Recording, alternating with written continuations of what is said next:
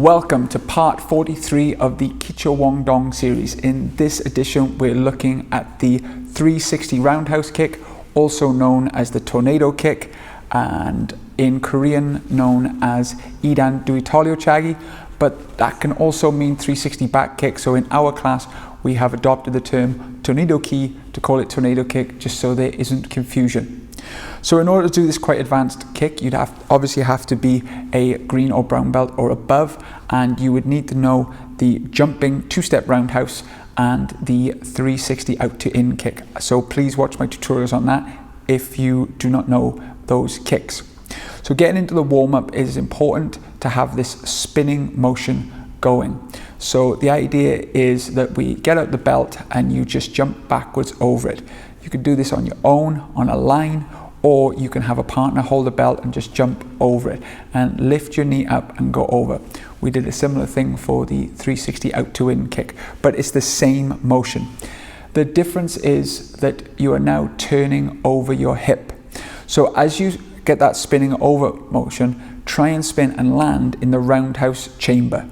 So you turn your head, look at your target, rotate your shoulders and hips like the corkscrew motion, lift up your knee, but then instead of keeping the knee upright, it then turns to the side, and you'll try and land the foot with toes facing away from the target, and then you'll land in that roundhouse position.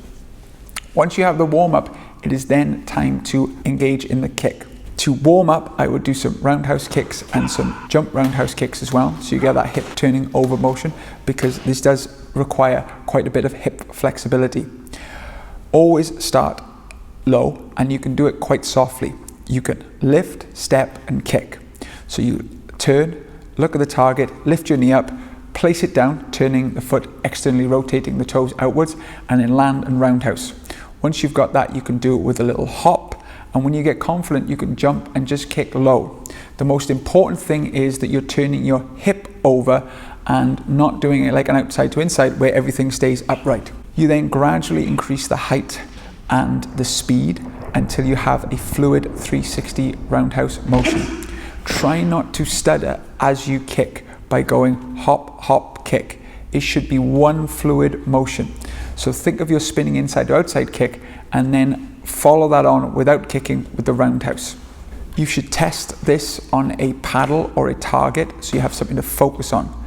You can kick with the top of the foot, but if you had to break, you'd use the ball of your foot, which some people find very difficult. I'm going to talk about some common mistakes now, because hopefully they'll clear up any issues you might be having. One of the first mistakes is trying to kick before you can see your target, or trying to lift the knee before you can see your target. So always make sure your head rotates first and you lock your eyes on the target. Then your eyes stay still on it so you don't get dizzy and don't look to the floor. So what people do is they start the kick too early and they don't quite reach the target, or they overexert themselves and pull out their hip. Make sure that it's that corkscrew motion of head turns, shoulders, hips, non-kicking knee, and then finally kicking leg. The next common mistake I see is people trying to kick too high, too early, and they don't rotate their hips properly. So it ends up halfway between a snap kick and a roundhouse, and you'll be kicking with your big toe and you won't have any power in your technique, and you'll most likely injure yourself. So my advice is always to jump high and kick center. It's much better to do than trying to get the foot as high as you can and missing the power and focus of the kick. And then the third most common mistake is what I call the victory lap, where they tend to take the kick through and do another circle. This can be very fun, and there are reasons why you would do this, but doing the kick on its own will force you to do a victory lap. You'll be off balance, and also you'll turn away from your partner, opponent, and you'll have your back exposed. So when you kick, just like a roundhouse, it's chamber, extension, recoil. When you kick out, you kick and return the leg and land in a good fighting stance. Do not do the victory lap, as tempting as it might be. Once you feel you have the technique down, it's important to test this, and my test is specifically designed to fix those common mistakes that I see most often. The first is to use a low pad or a shield or a wave rider and concentrate on kicking knee height. And you really want to kick as hard as you can, and this will teach you to rotate your hip. So you jump high and kick super low, much lower than we normally kick in Tang Soo Do.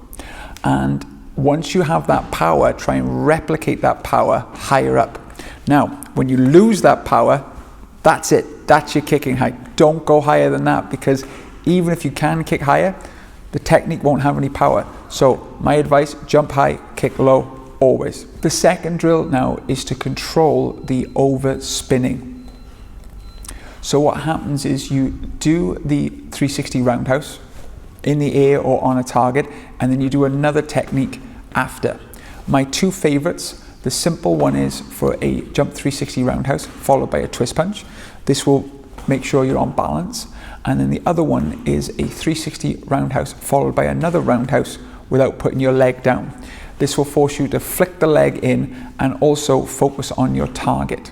The third is now where you put it into a combination. So this will teach you to spin fluidly. The best kick to precede the 360 roundhouse is actually another roundhouse. So you roundhouse, internally rotate the foot, so you're starting to spin, and then you go into the other kick, and again you can do it in the air first on a line and then try and kick a target twice. And the good thing about this is you'll go right if your right leg's back, and then you'll have right leg forward, left leg back, so you go left. So it stops you from doing the technique over and over again on the same side, stops you getting dizzy, and stops you to do that extra spin. Thank you as always for watching the video. I hope these videos are helping with your advanced techniques. Please leave in the comments below if there are any other techniques that I haven't covered yet, and please like and subscribe to the channel for more videos like this. Thanks for watching. Tang Soo.